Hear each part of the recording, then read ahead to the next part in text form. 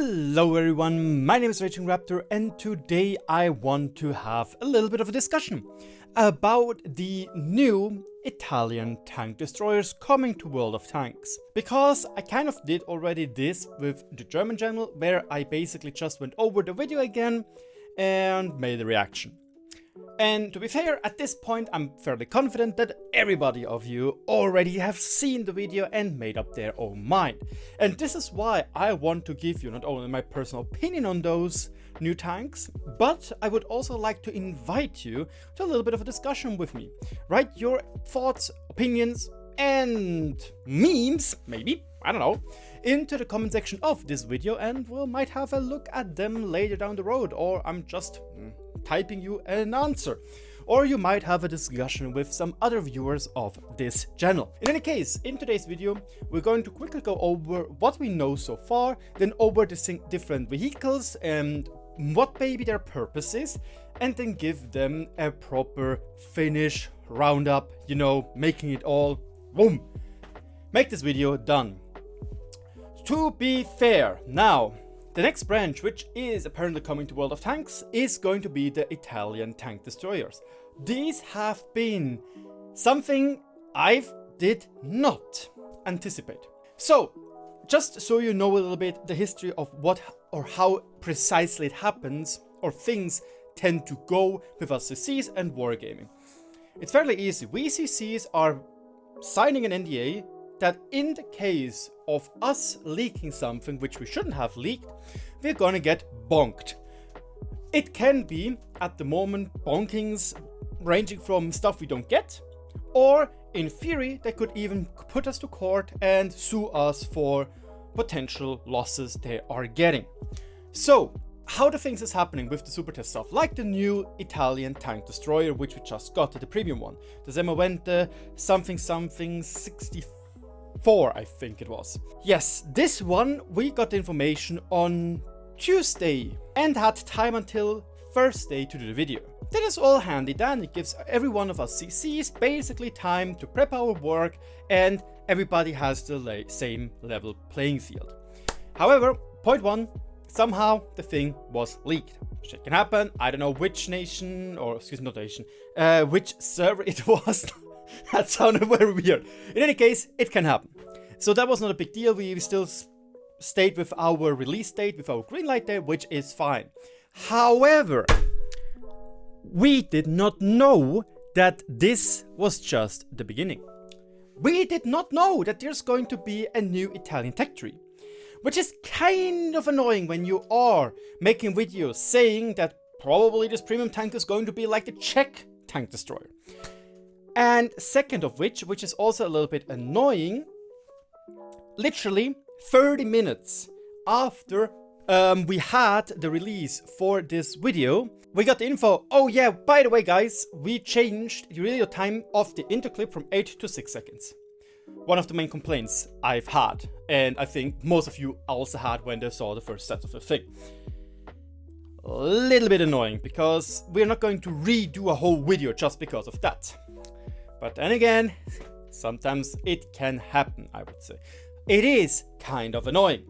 So, now, this new tech tree is going to start from tier 4, or rather starts with the tier 4 medium, the P2640, where you need to get 13,500 XP to now then get to the first new tank destroyer, being a Semovente M41. This thing is supposedly going to have a 75mm gun, which is correct. It might even get a 105mm derp gun, like the Stuk has, but I don't think this is going to really work out anymore. You know, HE nerf. In any case, it would be... The Semovente M41 is historical accurate. That thing existed. Now we get to the Semovente M43 Bassotto. The Bassotto is... how should we say that? Not really something I've personally ever heard of. Again, I made this joke already. I do have my fingers a little bit in some War Thunder people which know themselves around a lot of Italian tanks. And I might even going to do a video about what exactly or where exactly those projects we're going to have a look at in just a second are from. Spoiler alert, they're actually more German than they're Italian. But yeah, the Bassotto will have a 102mm gun, apparently, with high accuracy and high penetration, and obviously it won't have any armor and the mobility will be kind of meh. So in general we are going to get something like a Jak Panzer IV, but with a better gun and less mobility and less armor, even though the Jak Panzer IV doesn't really have armor. With 102mm of caliber, we are most likely going to look at 300 to even 320 damage, which is going to be really good on tier 6, depending how the DPM is. Yes, obviously the alpha is not going to be as epic as, for example, the SU-100 or the S-100Y, but then again, those tanks have a whole merit of other problems, and if it's going to be a precise 102mm gun, the Bassotto might be interesting. On tier 7, we actually already are going to find our first autoloader tank. On tier 7. That is fairly interesting. I don't know what the reason for that is. Usually Wargaming introduces the completely new mechanics on tier 8. Not on tier 7. Like for example at the Carro B88, the 88 tier 7 heavy tank. Doesn't have the auto reloader mechanism. Look at the P43 Ter. Not having an autoloader. Oh, excuse me, auto reloader, you know. Let's look at the AMX M4. Not having an autoloader like the AMX 5100. It is kind of weird, because I thought usually it might have been a good idea to not give it an autoloader and put the tank and keep the tank at tier 7, but give it its unique good frontal armor with the rotation angles left and right, so the player can start getting to that. But now here comes my theory why Wargaming might have done that. It might be that they say, or that they notice, that most players simply don't even play until tier 8 because they got bored already. So they want to have the features of the new tank line a little bit earlier. That is obviously my personal opinion. Let's discuss that in the comment section below if you think you are agreeing with me. In any case, on tier 8 we are going to get the Controcarro Mod 67, which is going to be the Tech Tree version. It has also a 120mm gun, presumably a 400 alpha gun. Maybe it might be more, who knows? Maybe Wargaming finally decides to make the Tech Tree better than the premium, which they, in the last couple of months, or rather releases, didn't. Although, we do have to say, I think the tier 8 Tech Tree Yo tank is better than the premium because of the huge cupola the premium has. But then the Skoda T56 exists, you know, or the Bisonte compared to the Progetto 54, I think. Just look at the DPM numbers. But yeah, the tier 8 is also going to have this 90-degree rotating turret with really good frontal armor, 10 degrees of gun depression, and the autoloader, presumably with 8 or 6 seconds interclip. Alright, I guess. And here we come to another topic I would like to discuss about when it comes to this Discussion Raptor episode. What is the reasoning behind those TDs? I was thinking quite a bit. Obviously the first thought was, why? Why do we get Italian tank destroyers? When, for example, there are Romanian tank destroyers, which have a lot more, how should I say, most of them are not just paper projects. Why not Romanian medium tanks and heavy tanks? I still need to do the video, I know. But, you know, it still exists. What about Swiss tanks? Yes, I know I'm Swiss. Obviously I want Swiss tanks. It's the same deal in War Thunder. But, and that's the thing, most of those tanks would exist. And there is already quite a lot of things, or rather ideas, or rather community members put in quite a lot of time already to look what could be and how it could be, you know, how it could work.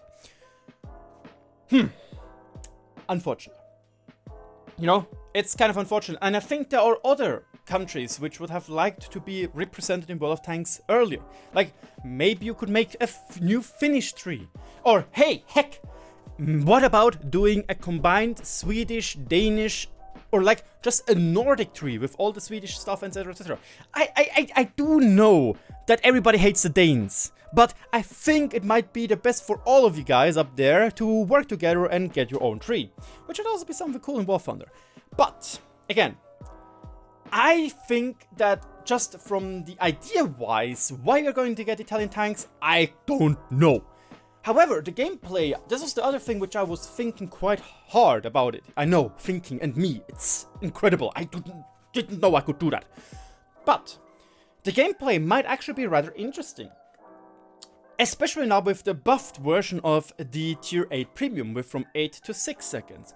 Not only can you not play them as your typical triangle. I know, at the moment you see boatloads of RD players which used to love RD until the nerf, thank God, that they are now playing their, you know, tank destroyers. Why tank destroyers? Because they're easy to play. Triangle goes into bush and hides, you know, and then wada! Shoots. It's not hard gameplay. But obviously, there is a difference between playing triangle like an idiot and playing triangle like actually a good player.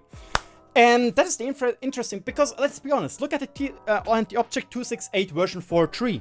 How many SU100M1s, SU101s, Object 263, Object 268 version 4s do you see which are camping like monkeys? It makes no sense in that regard. Even though those should be really, really strong assault TDs. And that is the thing, if you would play those Italian tank destroyers, at least from tier 7 and onwards, as normal triangles, they're useless, they won't be good, they don't have the DPM, they don't have the accuracy, la da da da da. But if they actually have pretty decent mobility, like I'm speaking 35, 36, up to 40 kph maybe, they might be a very, very, very interesting alternative to things like the Badger. Because not only do they finally actually have a turret, not like the 8015 and bleh, they also have 10 degrees of gun depression, apparently pretty good armor. And that makes them more interesting. And when you start looking at them more as heavy tanks with a limited turret ring or range, you start noticing that most of those tanks might actually be interesting to play, regardless of bad DPM, because let's be honest, again, look at tier 8. 8 seconds per shot for 400 alpha. Again, a TS5 is going to mop the floor with them. But against a normal heavy tank, you are going to come up ahead. At least in the reloaded clip, you are going to have better DPM than most tier 8 heavy tanks in the game. With questionable penetration. 220 and 270 for the premium. Not that good. Speaking of the premium, we already discussed it. The Vipera did have its interclip change from 8 to 6 seconds. It's actually kind of interesting. It makes it now a lot better as not a clip TD. Still, that's still too long. Like even 5 seconds on the Foch 155, and trust me, I molded my head off free marking that thing. It's annoying. But, and again, it comes to big but.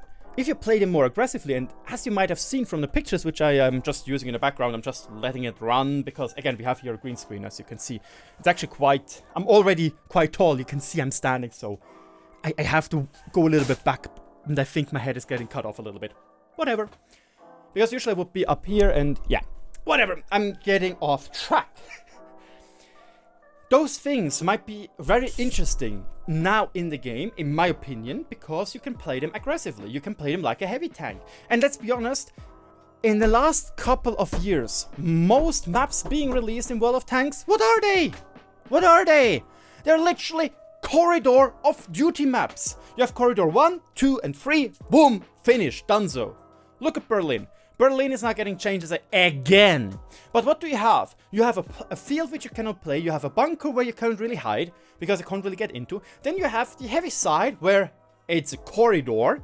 Then you have the medium side, which is now a corridor. You know?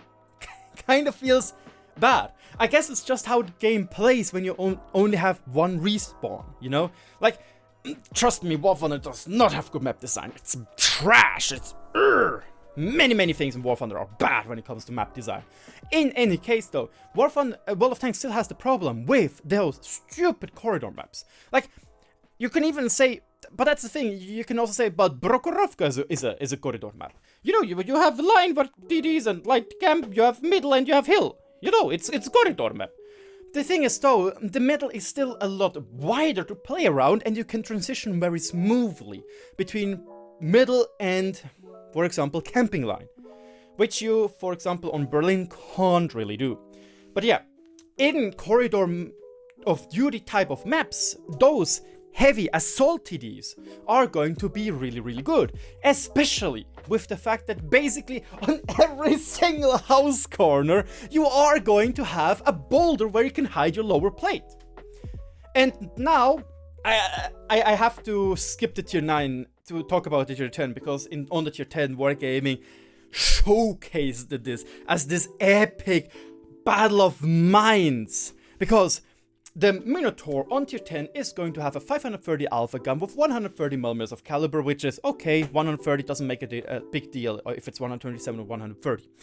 In any case, also 90 degrees turret range, 10 degrees of gun depression, but it has also those 8 seconds interclip, which is reasonable for 530 alpha. At this point, there is nothing really which can come close to that DPM in that time frame as a heavy tank, except for the WZ-55, because that thing is bunkers, and the T-57 heavy. In any case, 24 seconds for the whole clip or 8 seconds for one round. You either load 3 rounds, technically, well, okay. You have 1 round loaded, then it's 8 seconds to the second, then it's 8 seconds to the third. So you have 4 rounds, which you could technically shoot or you reload. And 24 seconds are not that long in World of Tanks terms, to be completely honest. No, I didn't fart it. If you could hear it on the microphone, those are my crocs. But yeah, so there it kind of makes sense, because you have a very, very quick cylindrical reload, you know? But, and here comes the other thing. I get that they want to make it unique in the sense that, oh yeah, you knock out thing, should I reload? And the enemy doesn't know, and he doesn't want to eat another 530 round, blah, blah, blah, blah, blah. You know? I understand that. I understand the idea.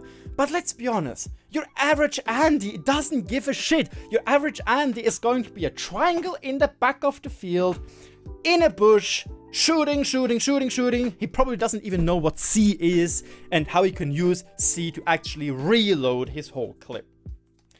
Yeah. But yeah, that's the Minotaur, which, yeah, is just the logical conclusion. In the end, I did skip the tier 9 tank, which is the Controcaro 1 Mark II, which has the 127mm gun and also the partial turret traverse from all the other tanks.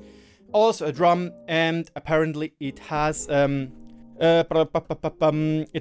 most likely 490 alpha. So we have the logical conclusion on tier 8, 400, tier 9, 490, tier 10, 530. So it makes sense that we have a little bit of a logical conclusion to that. I already did see some people saying, oh my god, another reload tank, we don't need that.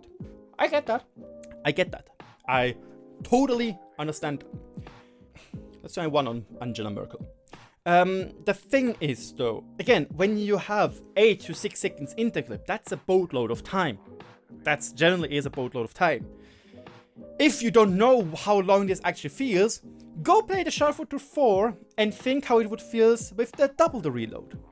But then again, you can't really compare it to the Sharpshooter 4, because the Sharpshooter 4 is amazing at relocating because it's fast, it has great gun depression, it has decent DPM still, it has a great gun when it comes to accuracy, penetration rates, etc. And it has good camo and, as already mentioned, good mobility, and it just gives my PP hardness because it looks really, really good. So, you can also play the Forge 155 if you're lucky enough to have it. Or unlucky enough, rather, because that thing is garbage. The gun is not accurate, the shells are very slow, you only have heat or AP, so there's no clear winner, and you can't really reload the whole clip with intuition very quickly, still. Even though, like, AP is actually very, very good at overmatching 60 toilet panzer, or throttle tanks. You know, the 60p, very easy to overmatch the roof. With heat, it's not that easy. It's actually easier to penetrate the 60p by shooting AP than heat, even though the heat has 395mm of penetration with the Foch. In any case, the thing is, 5 seconds are quite a long time in World of Tanks for an autoloader.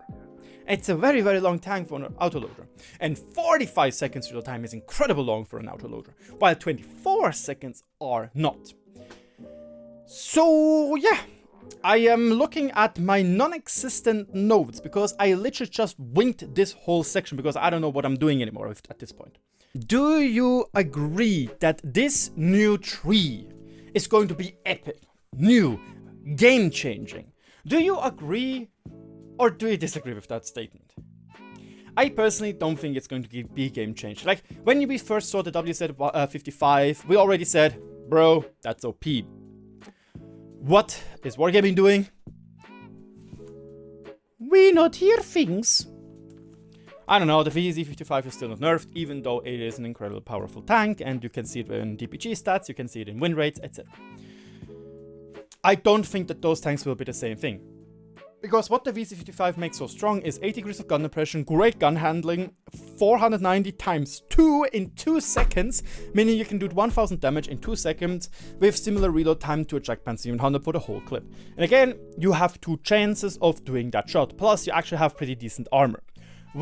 And you have mobility, you yeet around at 55 kph, it's a really, really strong vehicle.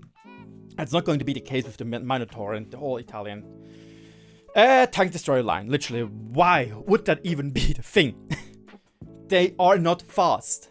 They might have good armor, and this is probably the major issue I'm personally having, because I'm still an advocate against like having tanks which only have weak spots against premium rounds. And from the pictures you have seen in the background, you have seen in the video, most of those vehicles do not have a proper cupola weak spot.